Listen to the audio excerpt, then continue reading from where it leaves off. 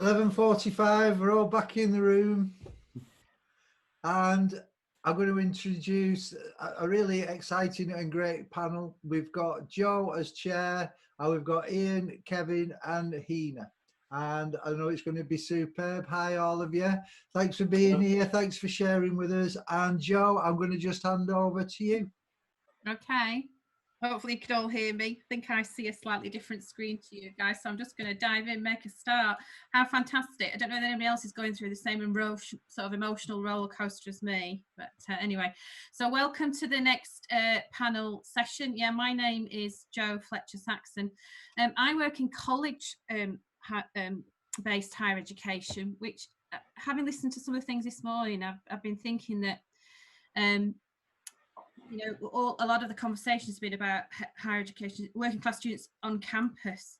But my goodness me, if you're in my world at the moment, where lots of my higher education opportunities have been stripped away suddenly by the university, you know, I've got marginalised students. So yeah, it's a very raw issue for me this morning now.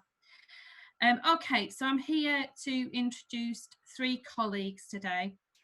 And it's been a real privilege to sit on the sidelines and watch them find their voice and develop their presentations. I'm going to introduce each one, and we're going to take questions after each person today, if that's okay. So please do go into that Q&A, you know, put questions in the chat there, and I'll pick some up and I will ask after each one. So we've got Ian Duckett, Kevan Thompson and Hina Suleman. Ian is a teacher, he's an education consultant, and he's got comprehensive experience in curriculum planning and partnership development, particularly around work with 14 to 19-year-olds. He's a former advisor as well, covering 3 London boroughs. He works in intervention and engagement. He's a Learning and Skills Research Network convener in East Anglia. He's an NEU rep for the 16 plus officer. In fact, his CV is massive. I could go on. I'm going to cut some out. It's too long. He's a member of the Socialist Educational Association National Executive. But today, Ian is going to talk about pedagogies of the working class, focusing on what he calls working class skills that have been ignored by and devalued by academia. Now, what Ian is going to do is going to show you a pre-filmed thing, that a presentation he's put together. He's also going to pose questions for you. So if you get a chance to answer some of Ian's questions that you'll see in his presentation, then please do. But we'll see how it goes. We'll pick up the conversation after we've seen Ian's film today. Good morning, all. This presentation falls really into 3 parts. It's first of all a short video, although when you've seen it, you might think it's too long. Second, I'd like to generate some discussion around a research project that I refer to in the presentation. And I'd ask you to kind of either in the chat, and I'll be in my email address up and send any ideas to me, because it's a new project that's about to start. So really looking for the involvement of people like yourselves into that. And then finally, there'll be a general question and answer based on the presentation. So whenever Peter's ready, you can press the play button, and I'll be live shortly. Good afternoon and welcome to virtual Blackburn here in Norwich. I was really looking forward to visiting Blackburn this summer, but due to coronavirus, here I am speaking to you from Norwich. In this talk, I'm referring to skills like communication, problem solving, teamwork, and reflecting on own experiences and learning from them as working class skills. I'm calling them working class skills for 2 reasons. First, they're skills that have largely been ignored by the academic world and were totally ignored at the time I was a student. More recently, some lip service has been paid. Secondly, I'm calling them working class skills because they've been devalued by the academic system, and they've been seen in various incarnations over the years as common skills, core skills, key skills, essential skills, and more recently functional skills. But in each version, they have not been seen as valuable as other knowledge-based subjects. I'd like to start my talk by showing you two photographs that I think will illustrate something that many of you will relate to as working class academics. In the first photograph, you'll notice I'm looking to the right. That's a professional photograph I had taken when I was a development advisor with the Learning and Skills Development Agency. On the other photograph, taken by my daughter, I'm looking to the left. In all the photographs I've ever had taken, I'm looking to the left, apart from a few that were taken for work. So read into that what you will. But for me, it really makes the point that as working class people in middle class professional jobs, we are not being ourselves most of the time.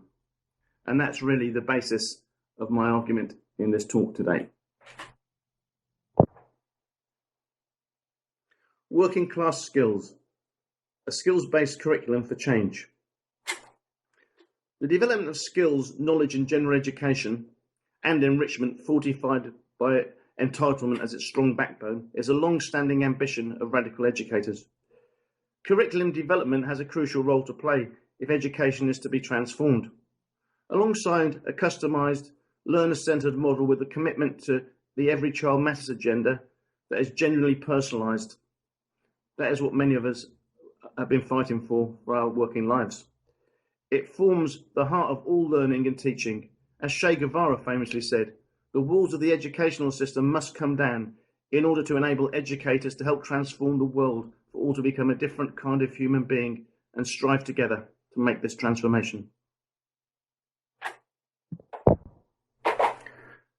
Like most of us, my life has not been as dramatic as Che Guevara's life was, but I have all the same been fighting for the same kinds of things all this time.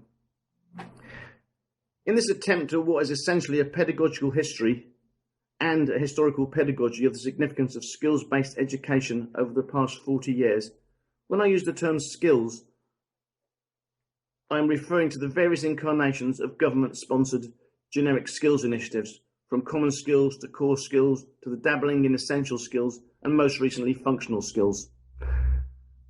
These normally relate to a narrow vocational curriculum, but at times a broader and more meaningful curriculum has been attempted and has emerged to cross the academic vocational divide and to generate a genuine learning curriculum. While skills like problem solving, teamwork and learning skills play a crucial role in post-14 education, I agree with the argument that the notion of a knowledge-free curriculum or a content and context-free pedagogy is a manifest absurdity. As a merely basic skills version of skills development seems to be winning once again over the fuller, more developmental model of skills, comprising improving own learning, working with others and problem solving, the need for a core module on learning to learn is more important than ever. And it is this which I like to argue for in the rest of this paper. Some pedagogy. As a young teacher reading Pedagogy of the Oppressed by Paulo Freire for the first time, I saw it as a crusade for humanity and education as some kind of act of love that has enabled me to see dehumanisation both as a historical reality and as an individual experience in the lives of many of the learners that I've worked with. This informed my teaching for many years. As time passed, I saw the matter in greyer terms, but remained wedded to the view that barriers to learning are neither purely educational concerns to be addressed by teachers, nor problems to be solved by social workers. In almost all cases, they exist and continue to exist on the cusp of education and social care. As a consequence of this, I became more and more interested in the importance of learning things that can make a difference, and have continued to be drawn to the idea of pursuing interests where possible and using a situation you find yourself in as your university or learning context, rather than seeking a purely academic solution to problems. In 1995, the Royal Society of Arts published 14 to 19 Education and Training, implementing a unified system of learning. This wasn't the beginnings, but it was before Tomlinson, and it brought into sharp and clearly defined focus the main issues. How can society solve the problems which it is facing? How else can industry adapt to the increasingly competitive world and the market? How else can people experience fulfilment as human beings when increased leisure opens up fresh opportunities? Or indeed, a pandemic affects their lives in all kinds of ways. Some history. The context in which skills-based education is, of course, one which employers wanted a workforce which knew their place, but had enough literacy and numeracy skills to be able to follow instructions, and increasingly important in the complex British industry that needed increasing numbers of skilled workers like mechanics, clerks and accountants. The rebirth of community education in the 1960s and 1970s absorbed a more Marxist influence. Writings such as those of Gramsci and Paulo Freire developed what remains the Marxist tradition, but now in post-Gove retreat with the most regressive education policies for nearly 80 years, concluding it in a capitalist system that remains deeply unequal and globally exploitative.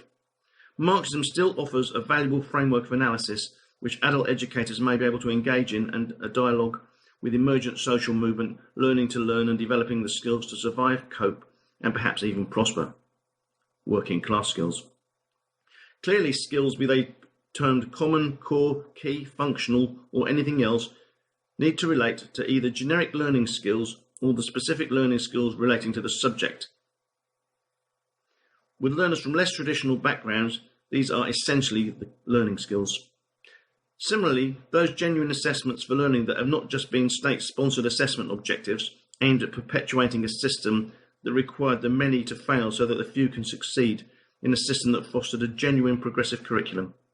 Curriculum development and delivery and assessment methodology alike need to be matched with both the appropriate skills and attitudes and the syllabus aims and objectives, which are to see the meanings beneath the surface of a text or a situation, to understand the nature and interplay of its constituent parts, to show appreciation of what impacts on it, and to make well-considered personal and critical responses. Ever since I can remember, there have been problems about the assessment of generic skills and general education aspects of vocational education, be it liberal education, general studies, communication skills, general and communication studies, social and life skills, and now personal, social and health education. If then there is nothing new about the problematic nature of assessing these transferable skills, supposedly a prerequisite for the competitive UK industrial and service workforce, why the commotion to the pages of the education press and beyond? Perhaps it is because now these core, key, transferable generic skills are for the first time making an impact on traditional academia, as well as vocational further education. The here and now. There have certainly been a number of false starts under Labour and missed opportunities under both Labour and Tory governments to develop and bolster a meaningful skills-based curriculum with transferable skills at its spine and entitlement at its heart. As the Govian most elitist and narrowest curricula, which have hardly been a friend to progressive educators in general, enters its second decade in terms of the skills agenda, in particular presents some fresh challenges. In functional skills and English and maths subject content, published in 2018 by the Department for Education, it clearly states that subject content should be accessible and appealing to all students regardless of ethnicity, gender, faith, disability, sexual orientation or maturity. The 14 to 19 curriculum has been riddled with reinventions since the event of the Youth Opportunities Programme and Youth Training Scheme in the 1980s and before. But its emphasis on common, core, key, essential skills has played a significant part in the personal learning and employability potential for many learners during that time. A foot on the ladder of employability.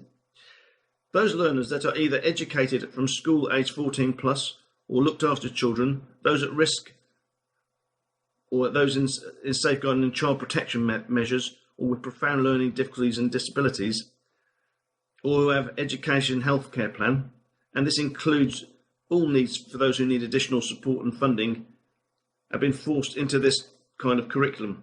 These young people, the most vulnerable in our education system and the most at risk of failing altogether, are often those most reliant on this lifeline provided through various skills development programs.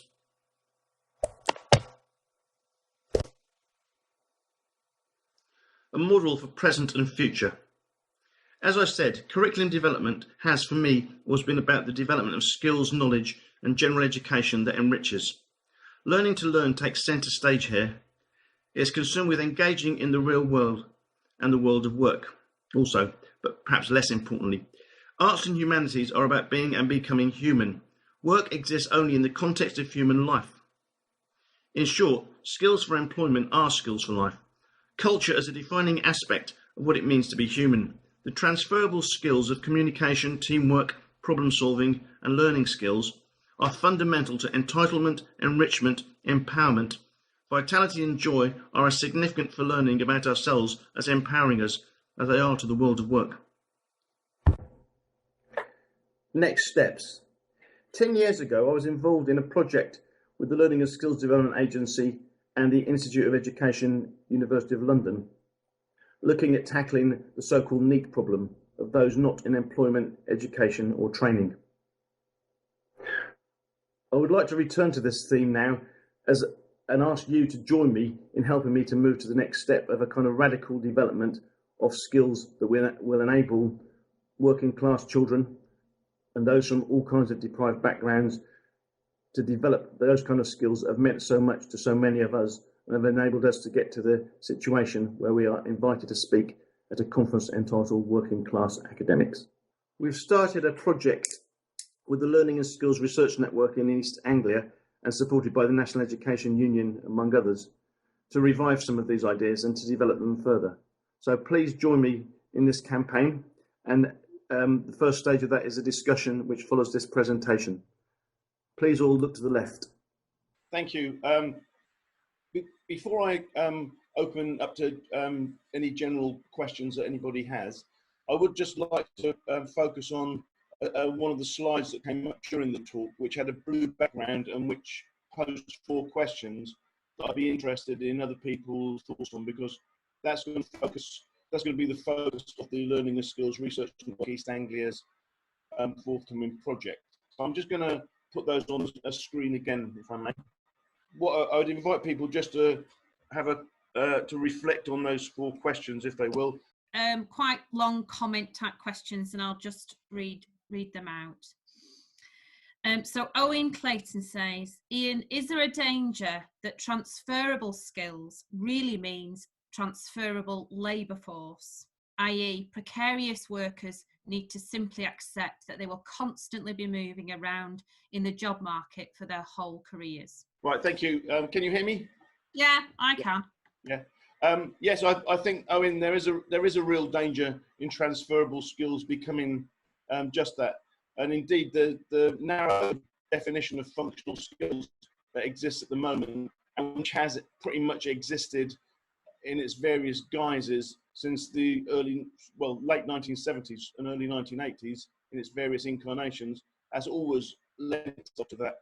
I do think there have been a few times, 2 or 3 times in that 40-year period, where the skills have become a bit more than narrow and functional and genuinely transferable, and have become the kind of things that can influence wider human existence and life outside of just the world of work. But in the wrong hands, as they have been most of the time, and certainly are at the moment, there is every danger that that's what they become. So I think part of our mission as educators, both 14 plus and adult, and further and higher education, is to free those skills from the shackles that enable people like Michael Gove, and really the current education secretary, to narrow them further and further, in the point now that children can only learn in the classroom and facing the front. It was about the narrowest definition yet of any kind of learning skills. Thank you, Ian. Just noticed a comment there, Philip Law, do we call you Pip Law? I'm not sure, on Twitter, saying he's tempted to teach functional skills completely, like going off piste off the curriculum. Yeah. Okay, I'll give you. I'd love it. I mean, I've been tempted to do that many times. Yeah. The trouble is, like many of us, you're forced to teach to a kind of assessment framework.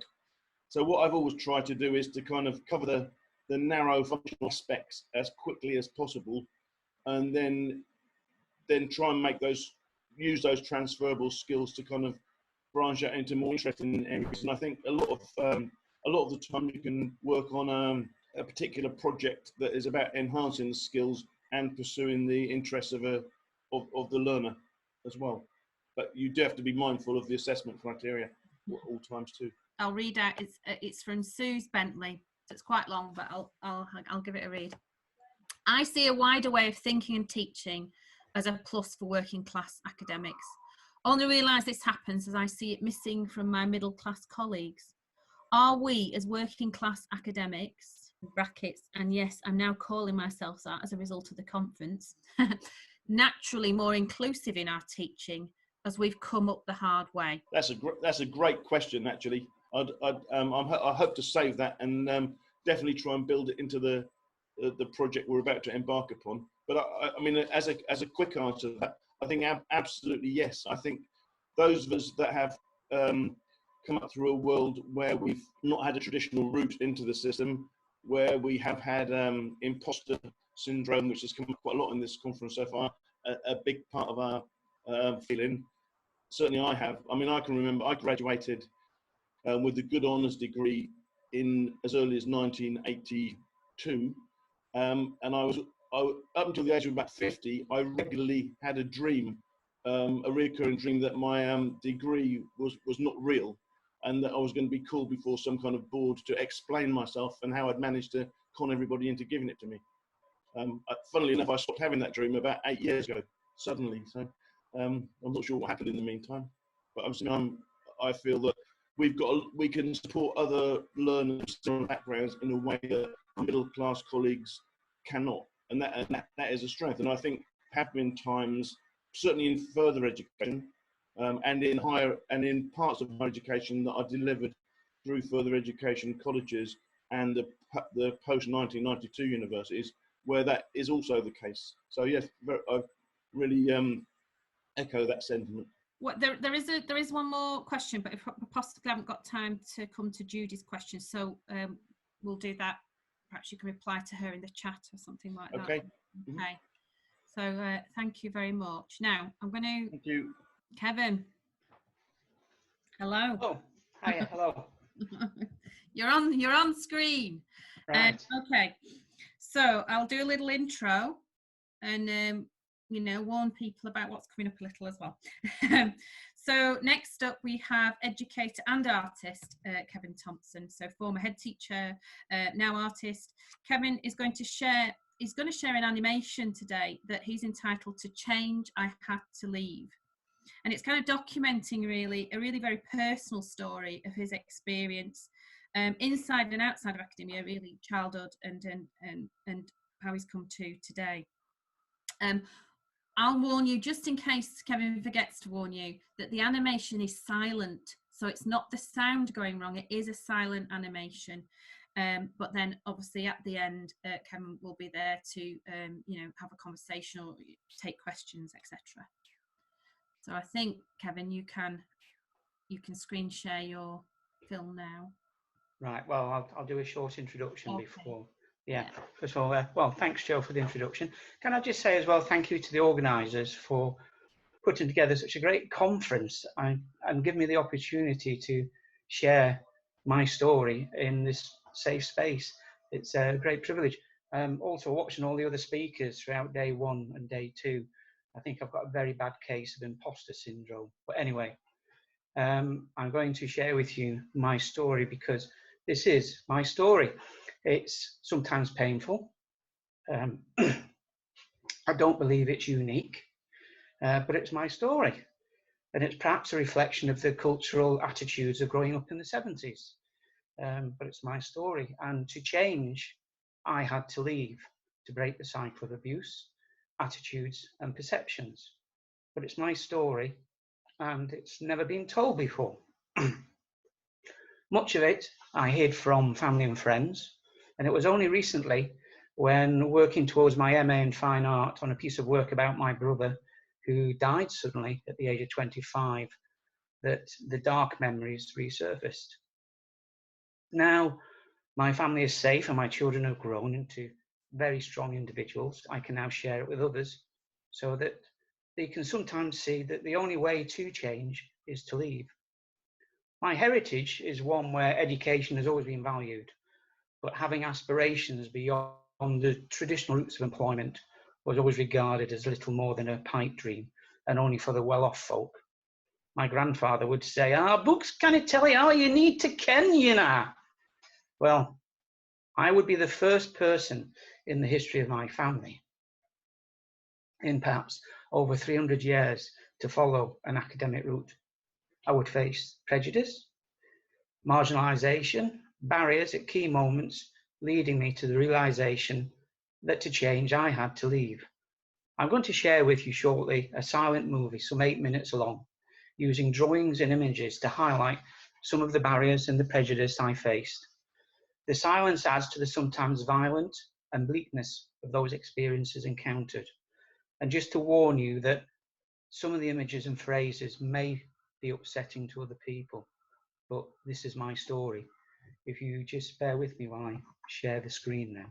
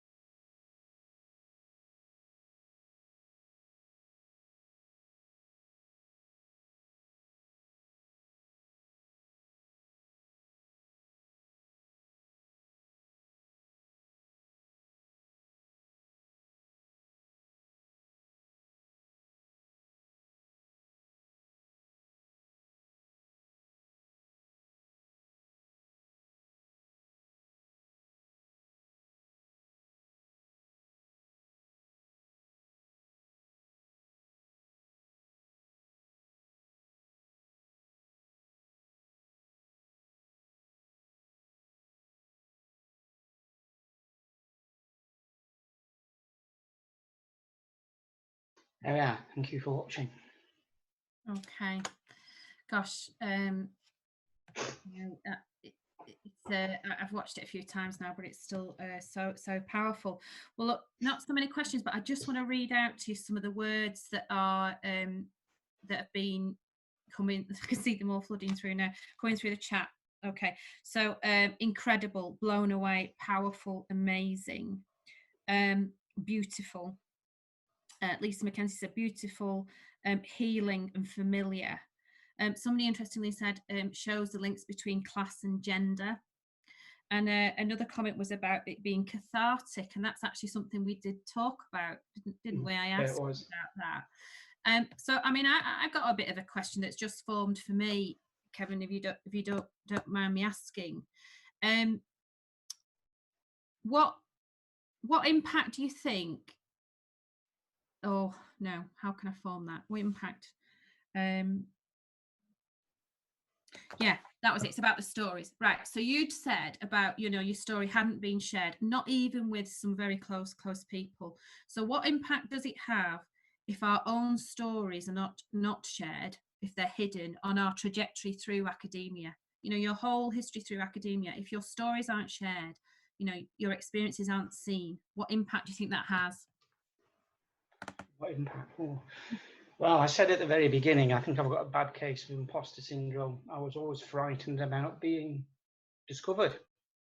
And that was always in the background, that it was hidden away and it was never shared. And there were perhaps times when, particularly when I was teaching, that I was accused by some of the parents of not understanding and not knowing what they were going through when things were a bit difficult, as I was trying to help them. It sort of almost made me lead a double life, if you like. The impact, it helped me to recognise and try to help young people who were probably going through something similar. It helped me recognise and certainly support a number of colleagues who went through something very similar with their own marriages, and I managed to help them to escape cycle of abuse. So it certainly helped that side of things. It did also have an impact in terms of it made me, on a number of occasions, feel quite inferior. I felt I wasn't good enough, and I was forever trying to prove, not to others, but to myself, that I could do this, and hence the imposter syndrome. I was terrified about being found out, so I used to leap in and try and hide things behind a facade. I've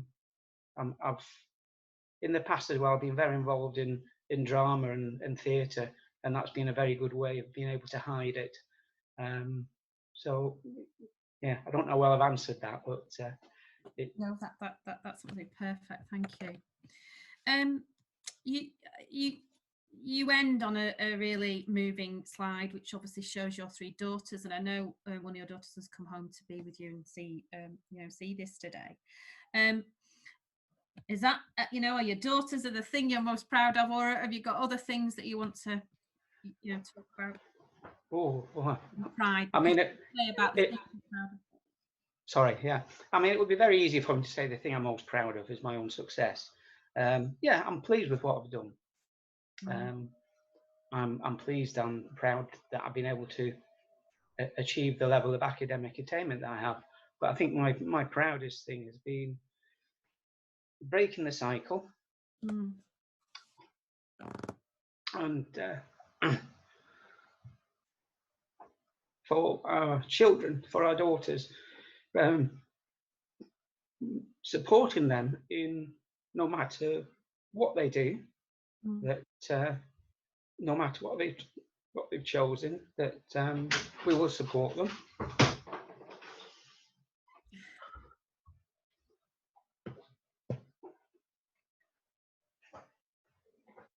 Okay. All right. Oh, now, was that Anne, your wife, or was that your daughter popping in at the side? It was Penny, my wife. Oh, Penny. Yeah. Hi, Penny. Hi. Okay, some people have said, brave to share a story in this way. So, and obviously that's showing today. Okay, right. I think we've got a question has popped up. Okay, so this is from Neil Carey. What spaces, if any, are there for these stories, or such? It says for our stories in the fast-paced neoliberal education complex. So what spaces are there for these or such stories, our stories? I don't think you can see that, chat. Yeah. What places are there? Yeah. There's not enough places in order to express them, I think. I think people are still hiding them away, and it needs to be said, because these stories do exist. I said at the beginning, my story is not unique. I don't believe it is. I think there's more people out there experiencing very similar things to what I went through, and we're not being given the forum to express that, to share that, or if we do, or when we do, it's almost being seen as a therapy. They're doing that because they need a therapy. We're not doing it because we need a therapy. We're doing it to show people that we do need to be aware of. There are so many things going on in the background, and that people need to be aware of it. And the more people that become aware of it, the more chance we've got of breaking the cycle, so that these stories are not normalised, but people begin to understand that that I'm losing my way here now. But there needs to be a place in which people recognise and see them, and they're not hidden under the carpet. That things like these stories occur, but they don't just occur within working class. They occur across the board. They're not unique to a class. They occur everywhere, and people need to be understanding and aware of that. And they also need to be aware of how that impacts on us as individuals. I mean, I'm sharing my story now. I don't mind telling you, I'm 61 years old, and it's been hidden for 55 years. So, and no one would listen. And in the early stages, no one would listen. There was no help available, no one there to help my mum, no one there to help me. The school, I believe, I went to was aware, but they just sidelined it.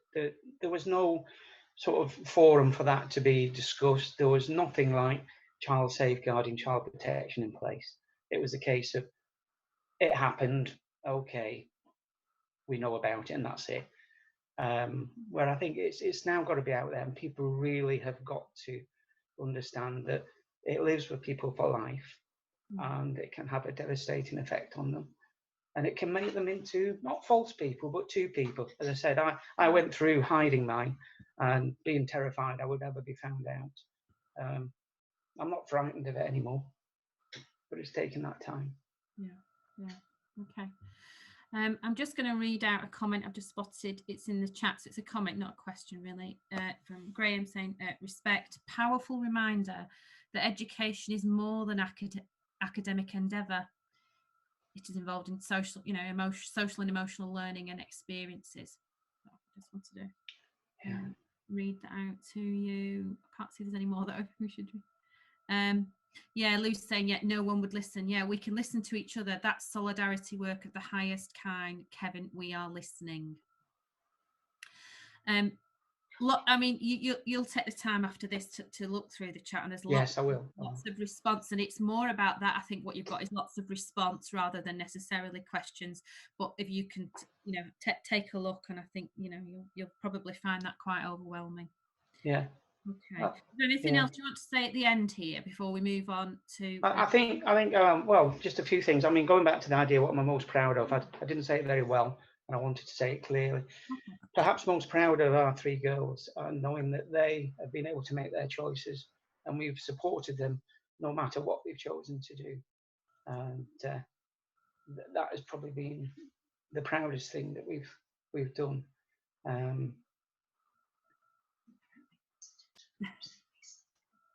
Yeah, and also that I mean, one of my daughters, one of their friends was experiencing problems, and we offered some support on that as well.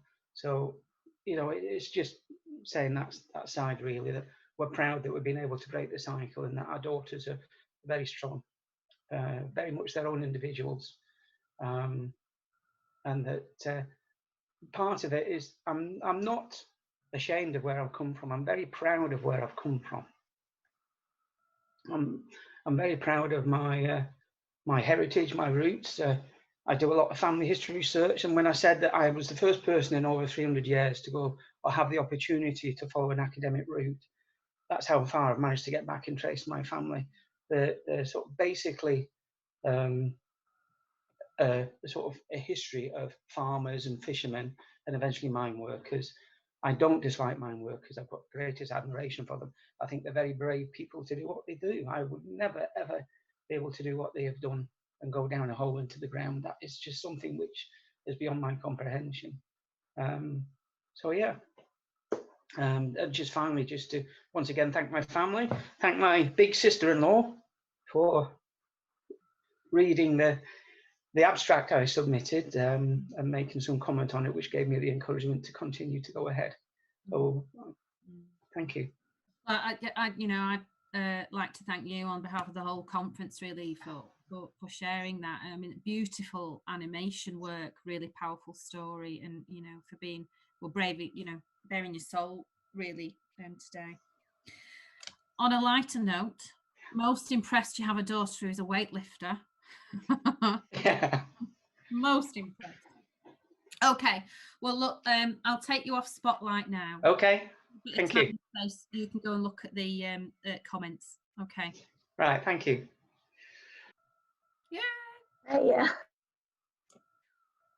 So, it's just been a thrill to get to know Hina through this process. What an amazing woman.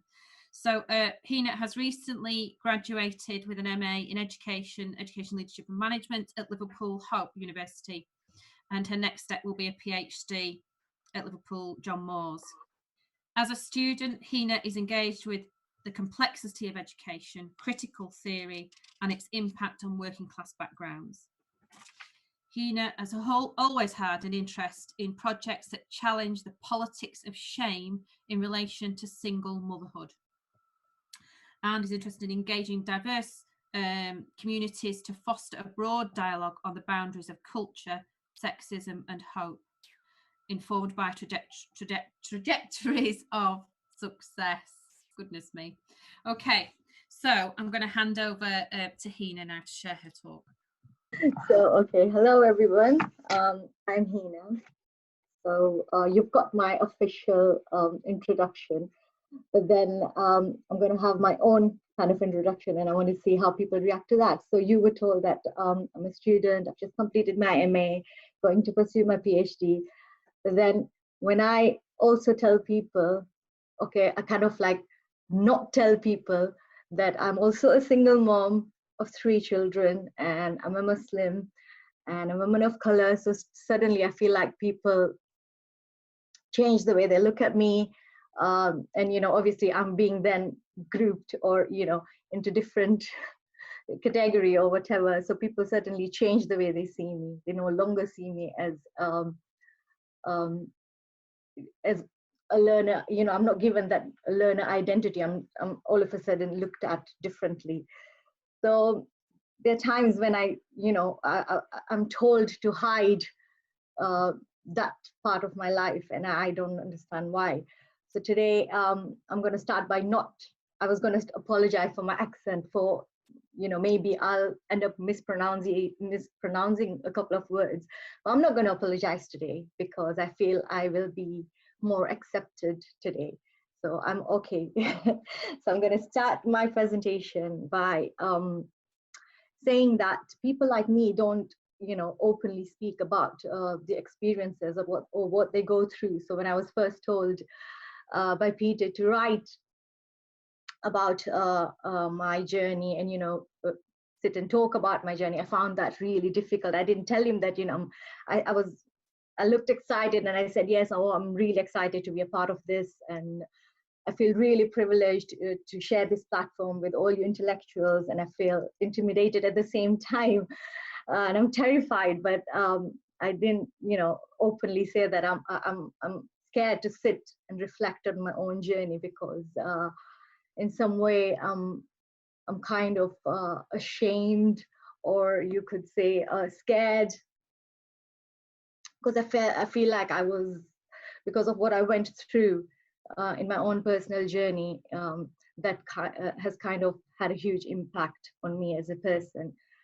But I'm gonna still take a deep breath and share my journey, and hopefully this can make a difference to someone's life. And that's the main reason that I'm doing it, so that people or women of color like me feel they can, relate to someone, because I didn't find,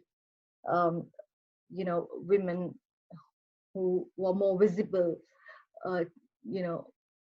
whose journeys I could relate to. So maybe someone could relate to mine and resonate to mine. So I belong to a very conservative family, and I was raised in an environment where social perception was emphasized.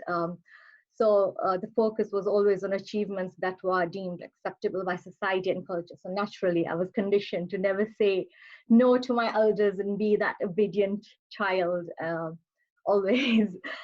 So I always dreamt of going to, a university, graduate someday, wear that gown, and, become a lawyer someday. But I knew deep down that that was never going to happen, because I came from a working class background, and it was always a struggle, to meet ends. Oh, and I forgot, I didn't mention that, you're going to wonder, how did I turn up in England? I am originally from Kenya. So yeah, I'm telling you now how I ended up here. So I was still in college when I was forced into an arranged marriage, and I wasn't brave enough to say no, or stand up for myself, stand up against my parents or my community and all of that. So I was forced into an arranged marriage when I was a teen. I felt like I had no choice. So I felt like I started losing my identity starting from that. So as soon as I got married, I had no say in anything. I felt like my opinion never mattered. So by early 20s, I was forced into having kids. By mid 20s, I was divorced. So you could say I never had a happy marriage, faced verbal abuse, emotional, physical, domestic violence, had to go to a refuge and all of that. So that was part of my journey. But the first thing that I did after I got divorced was go and enroll for a degree. And that was my way of escaping all the troubles. And it kind of gave me a route out, because I felt really isolated when I first came into this country, and had no friends, no one to talk to, because I wasn't allowed. That was the main thing. So when I first went to enroll for my, obviously you can't just enroll, so you go through, the paperwork and the interview and all of that. So I was interviewed by Peter Shuki and Ruth Baxter, and I still remember that interview. And well, we had a lovely conversation. I was asked a couple of questions, answered them, and he told me that, I might struggle a little bit because obviously, just throwing myself into applying for a degree and, starting my educational journey will be very difficult for me, because I obviously, most of my education background came from Kenya.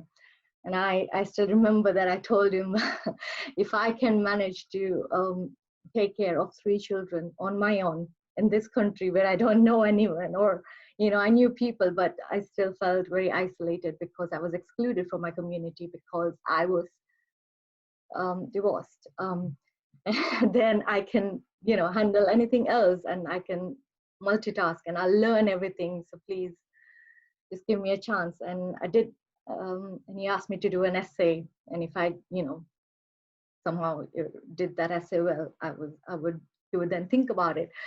But I am so grateful to him that he took a chance on me, and I got onto that degree course, and I'm here today, completed my master's, and I feel like I owe a lot to him for my success, as you call it.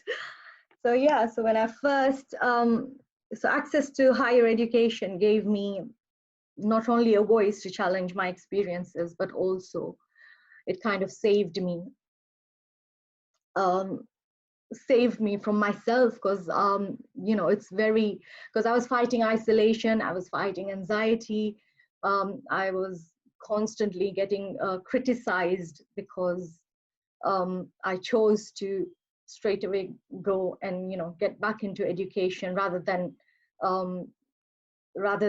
staying home and taking care of the kids and being a good mom. So there was always that perception that I'm starting to be rebellious in some sort of a way, and I found that really weird. So and then later, because initially I didn't even understand what's the meaning to be working class until I had an interview and I was asked certain questions which made me really think what identity means, what being working class individual means. But then after reading more about it, I felt even more oppressed, and I faced like a constant battle with myself, and I felt like I need to strive and work harder and do better, because certainly especially for my kids. And I didn't want to be I didn't want anyone to look at me and feel like I fit into this box. I didn't want to fit into any box. I just wanted to be myself and then pursue whatever I wanted to. I wanted to just be free, and being free, I might be sounding ridiculous to most of you, but to me, it was a huge deal. And I felt education, especially higher education, gave me that route to kind of express myself, to be able to have opinions. It was okay to speak about stuff that was normally not okay to speak about in front of my community or my, so-called relatives who are not present, but always had an opinion about how I lived my life. So there was a constant battle on identity, because I don't, when people question me or that, I'm not only a Muslim, I'm not only a mother, like, I'm more, much more than that. So that's what I like to say, that, it's like Andy and Steph said, it's much more, there's much more to identity than just, being told that you're a certain type of a person or you fit into a certain social circle or class. So my parents, I had a very difficult conversation with them.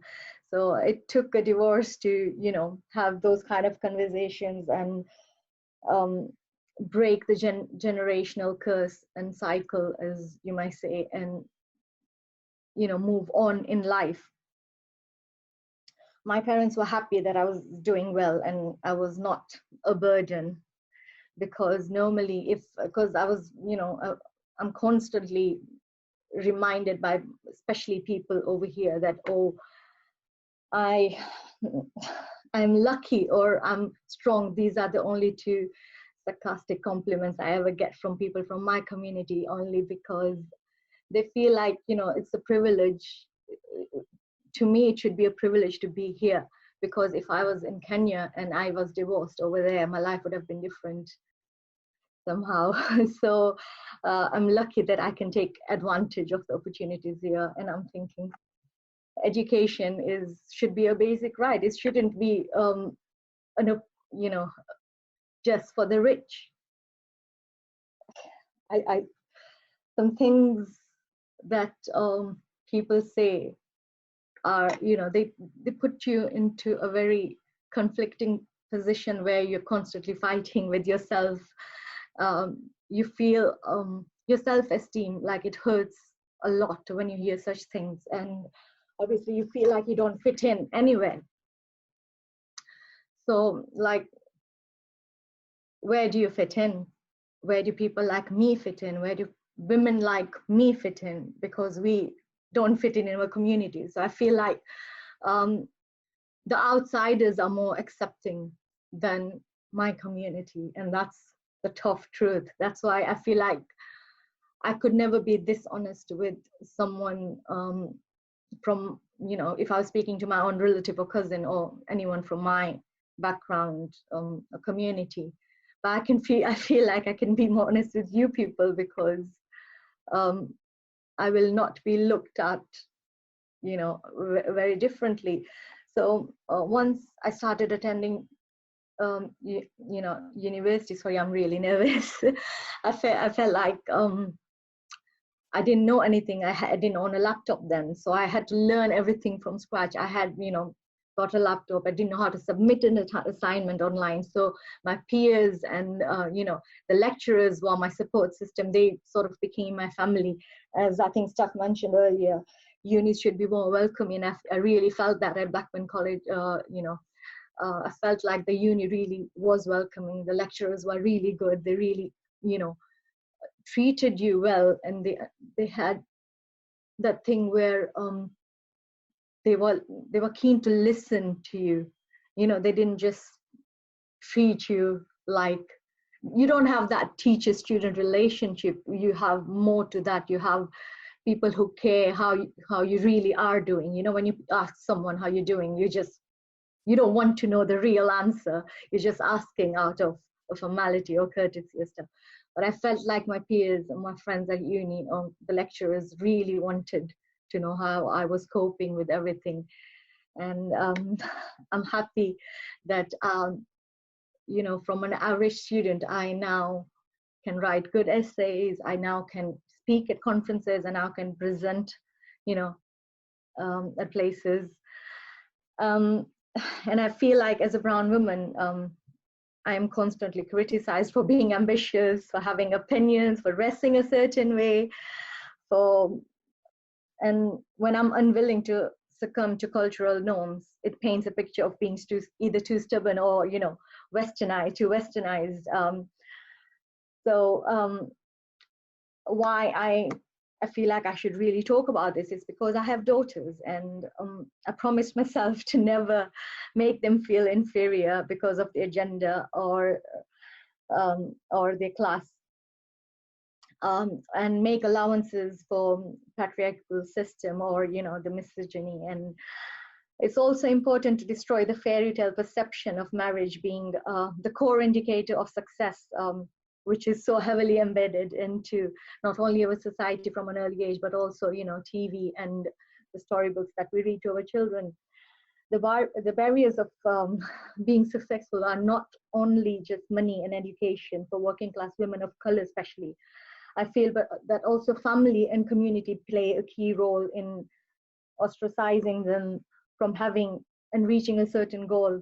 So my pursuit of happiness is always comes with a bit of guilt, but because I cannot always attend the children's school assembly, or I cannot always be there, you know, for their special day when they're performing in school, or there's a Christmas play, because I'm a lone parent and I have to work. I'm a full-time student as well, so I have to kind of juggle everything, so I cannot fully be there sometimes. And I feel like society makes me feel that's not okay, or, you know, I'm a bad mom somehow.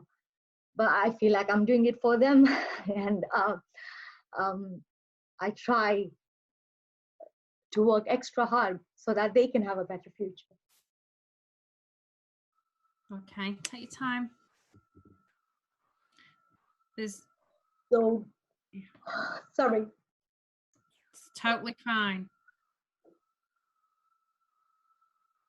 Such a lot of warmth for you to read through in the chat when you finish, but you just take a breath and carry on. I'm really sorry. Okay, so I think we get caught up with what people think about, you know, us, and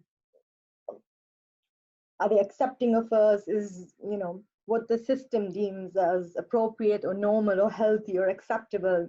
So I sit heavily with the ways I have internalized people's beliefs and expectations as truth over the years.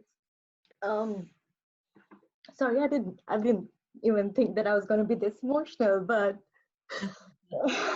it's silly. We're all with you, and everybody is so keen to hear, you know, the rest of your words. So just deep breath.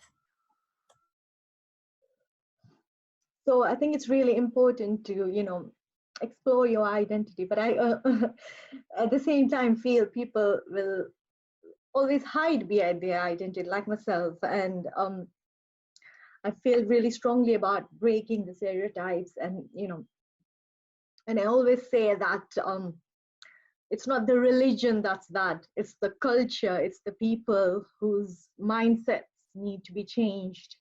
It's never the religion, it's always the people who kind of twist, you know, religion to suit their own needs. And that's why I feel like I'm constantly seeking validation or affirmation from people, and I feel like there's a constant need to get approval, to remind myself, if, you know, if I'm on the right track or if I'm doing things a certain way. I'm very conscious of each decision that I make.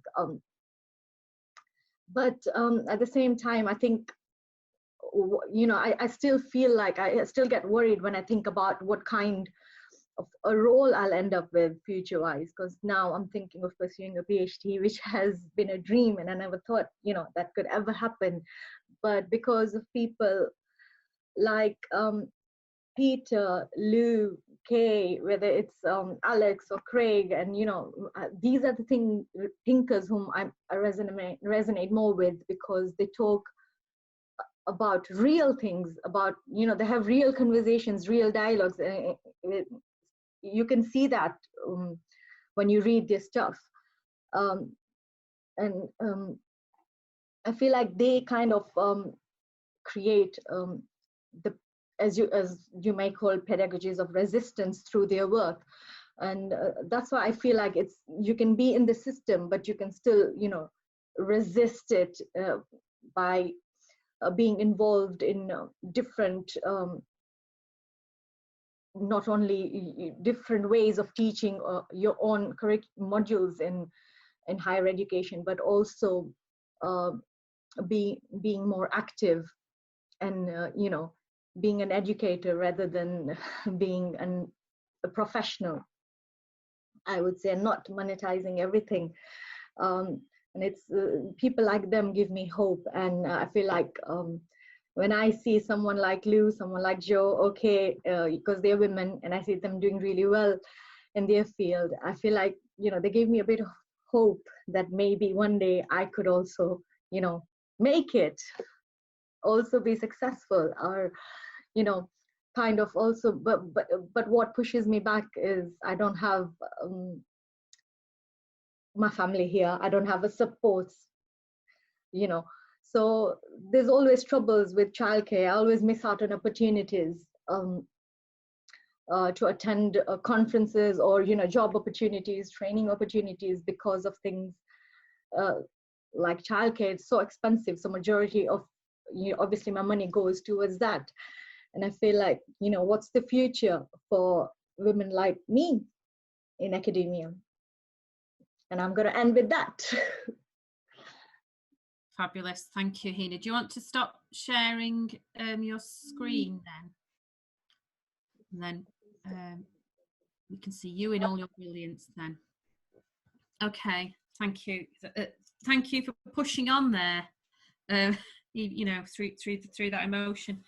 I was just thinking as you spoke then, I look at you and you make me think, oh, maybe I could do it. Yeah, so, you know, I wanted to say that. We do, I mean, there's an overwhelming amount of stuff for you to look through in the chat, of course, but in terms of a question, yeah, if I just ask you this one here from Scott Freer. First, he begins by saying, Hina, you are amazing. And then says that many of his mature students are from very similar backgrounds and have spoken of very similar experiences.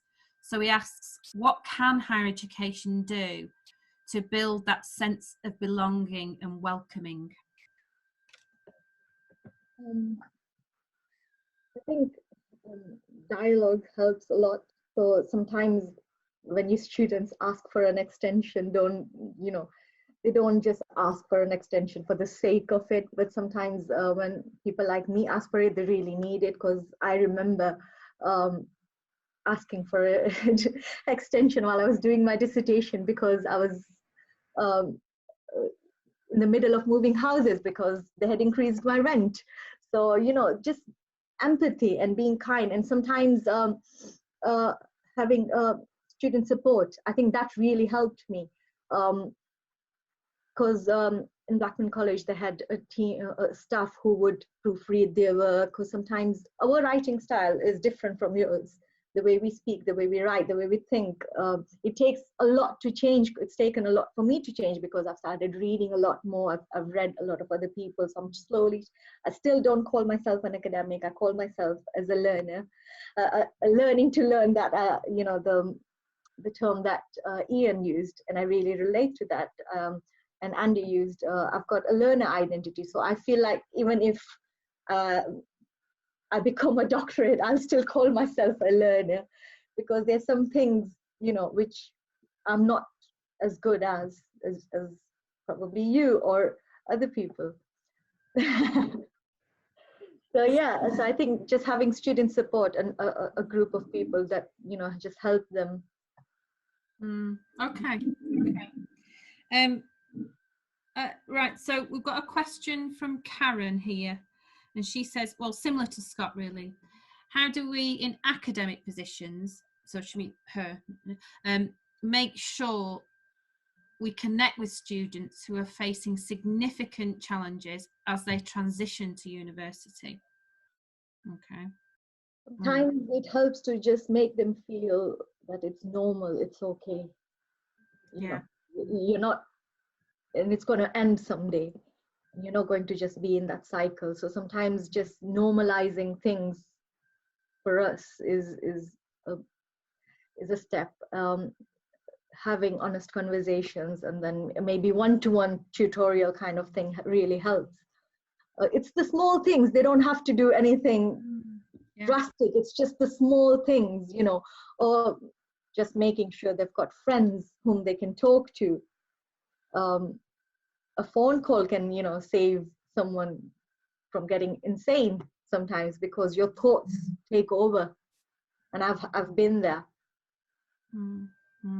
You see, you're saying the small things, but actually it's the small things that you're calling that are, I think academia needs to hear more about. I think, you know, they're not small really, are they? They're not small. They're not small.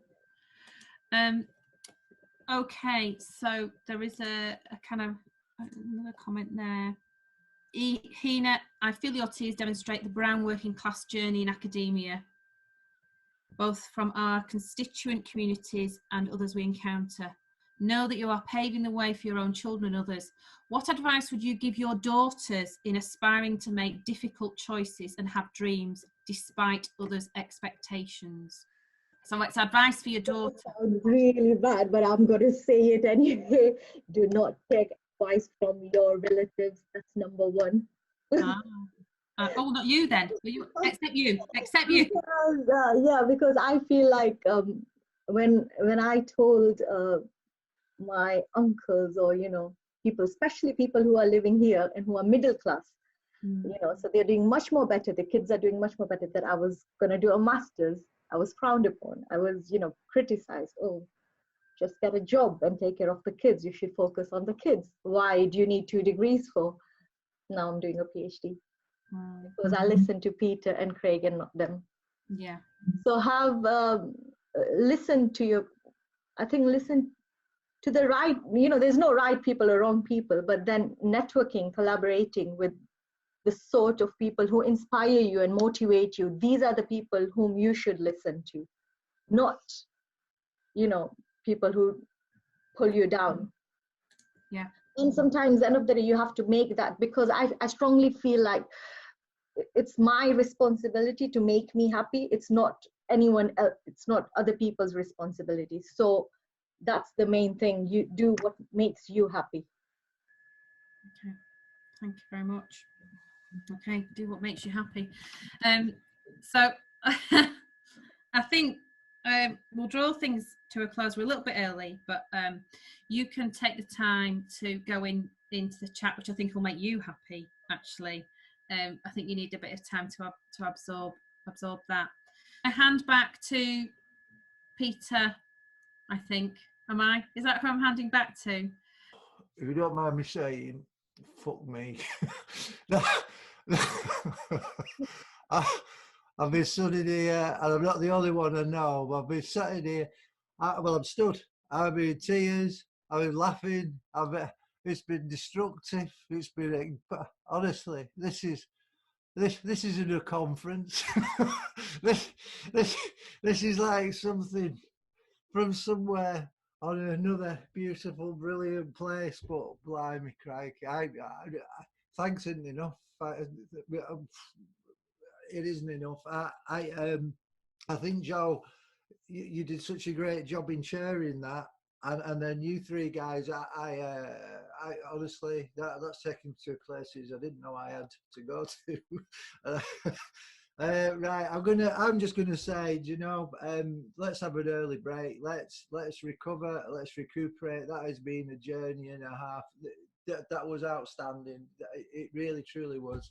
The reason for this and more reasons than we knew we had. So I'm just going to say, let's have a break.